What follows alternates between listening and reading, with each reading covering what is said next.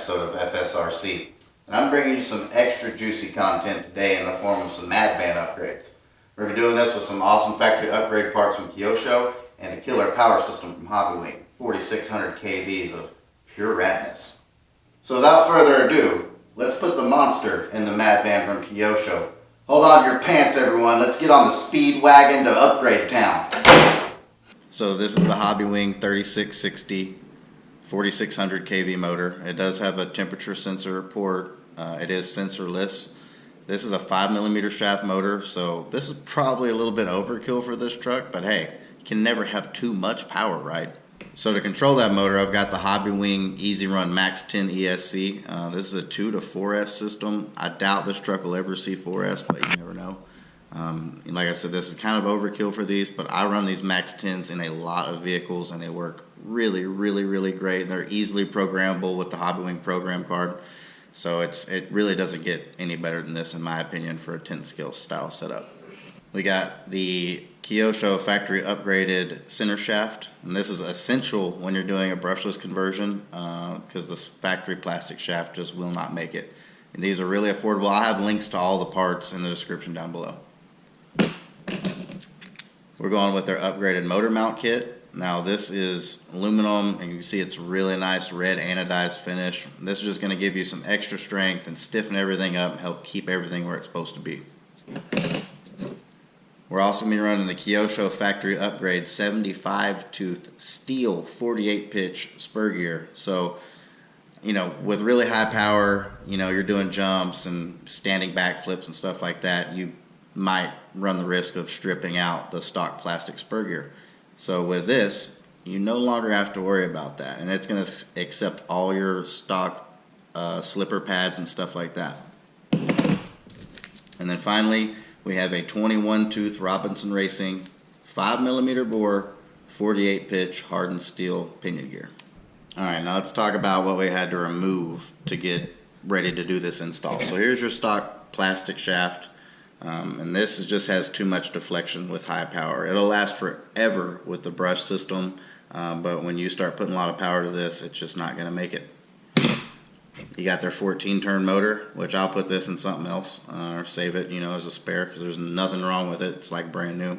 You got their little 60 amp brushed speed controller. These are actually really nice ESCs. I've never had an issue with these. I'm also going to be kind of losing this cover here just because the Max10 system's a lot bigger. You don't really have room for it with this cover in place. I'm going to be relocating the receiver just to make everything a little bit easier to get to, especially with the new power system taking up more room. This is a cover. This will be going back on. Obviously the receiver will be going back on too. I removed the body mount just to make things a little easier to get to. There's your factory motor mount, and then here is your factory spur drive assembly. Alright, so with everything out of the Mad Van, this is what it looks like. Not much left, but we're going to fix that soon enough. Also, I want to talk about these tools here. This is from a company called Vera. Yes, I know that's a W, but they're German, and that's how it's pronounced. This is really high quality stuff. It's really cool. Really neat little package it comes in. I mean, more than you need for your RC car, but it's really great for really any electrical project or anything that's got small screws. And this hobby is full of small fasteners, so definitely maybe check them out if you're in the market for a really nice little toolkit. And that's gonna let you get the diff case loose, and that'll help you wiggle this out the front. Now also remove the shocks on the lower mounts here just to make it a little bit easier so you're not fighting with it. So basically what I do is once all this is loose, I just kind of pick this up and out. Super easy. Alright, so what we're going to do is we're going to remove your pinion drive here. You take your drive pin out, and you have the little bearing. Work that off of there. Alright, now the rest of it has to be done from this side. So what we're going to do is remove this cup, this bearing, your tension spring, and this nut, and then all this spur gear will come right off the shaft, and we can go ahead and reverse those steps and put the steel one in place. Alrighty, so what we're going to do is we're going to take out this pin. That's what holds your cup on. Pull that, cup comes right off. You take this bearing, and then what you're going to do, holding on to the spur gear itself, is just take your 4-way, the right size on it, and just loosen it right off. Like I said, you're going to reuse everything but the spur gear to do this swap. So, alright, so you get the nut off there, get your spring, now your slipper. You can just leave this back plate on here, and then you slide your spur gear and another slipper plate off there. And you're going to want to remove these pads. Just be careful, maybe use a razor blade or something to gently pry these up if they're stuck, just so you don't have to buy new ones. Alright, so an important thing to note when you're going back together with this is this new spur gear comes with this little bearing, and that's going to help it center on the shaft here. So you want to make sure that's on there, make sure your pad's on there, slide that, now you're centered. Take your other pad, just kind of press it on there, take your other plate, so it's keyed, so it only goes on that one way. You get that stacked, now you put your spring and the nut. And what I do is just slide a tool through here, like that. Take your wrench and just crank this down. Now you don't go crazy, but you know, with some extra power, you're gonna probably want to put a couple extra turns on this slipper. Otherwise, it's probably just gonna do a whole lot of slipping. So I don't recommend cranking it all the way down, but I get pretty close. Alright, so that's that part of it. Now we can put our bearings back on. Like that. Put your drive pin. And finally your pinion. Now, take your other bearing. Take your cup. And the cup is what centers that bearing on there. Alright, so once you have your assembly back, so once the assembly is back together, all it's left to do is put your drive pin in here. And you take your Allen wrench, 2mm, go ahead and tighten that up. And this assembly is complete. So now we can kind of move on. We're going to go ahead and put the motor on the motor mount.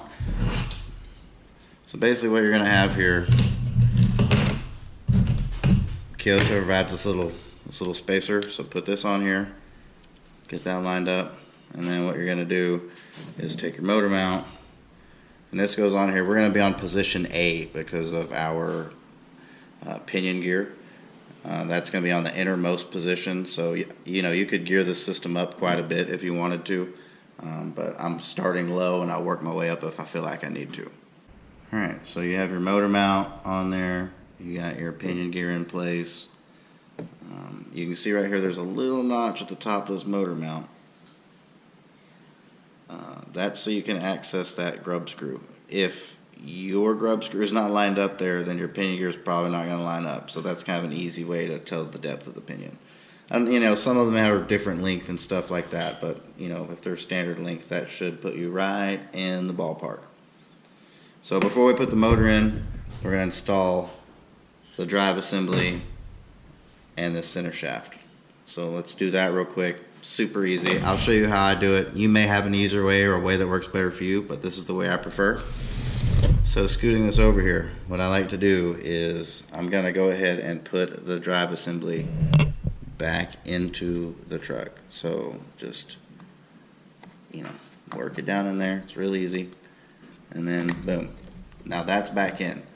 So before I put any screws in it though, now I'm going to take my center shaft. Alright, so what I'm going to do is take the center shaft, I'm going to put it in the front cup first. Like that. Get this out of the way. Now what I do is just kind of lift this up a little bit, and then it will just kind of fall right back into place. Now you can go ahead and put a couple of screws in back here to hold all this together. So now we got our center shaft in there, we've got the drive in there, we're going to go ahead and drop the motor in, and this is about as easy as it possibly gets. You just kind of put it in there. Boom, it's in there. So from here what we're going to do is go ahead and reinstall this cover. And that's going to cover up your spur gear, your pinion gear. This is also what holds the motor in place. So that really just goes just like this.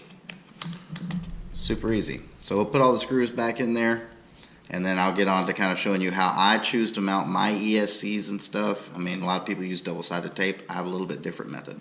Now that we're back to the point where the truck is sitting under its own weight, you know, I had to put the body mount back on the back, reattach the shocks, the few screws in the top, but I mean, you know, very little. These vehicles are extremely easy to work on. So, to mount my ESC and my receiver, I'm going to be putting the ESC right in there. Easy enough. I do not like to use double-sided tape. I like to use this stuff, E6000. You don't need a lot of it, and it won't loosen up from moisture like double-sided tape has a tendency to do. This tends to last a lot longer, and it still comes up easy enough when you get ready to take it out. So I'm going to get this installed and get some connectors soldered on here and get this glued in. And through movie magic, in just a few minutes, we're going to be done and ready to get shreddy with these awesome upgrade parts from Kyosho and Hobbywing. This thing is sure to be a ripper. Alright, so we got everything installed, as you can see. We got the system, drive shaft, the motor mount.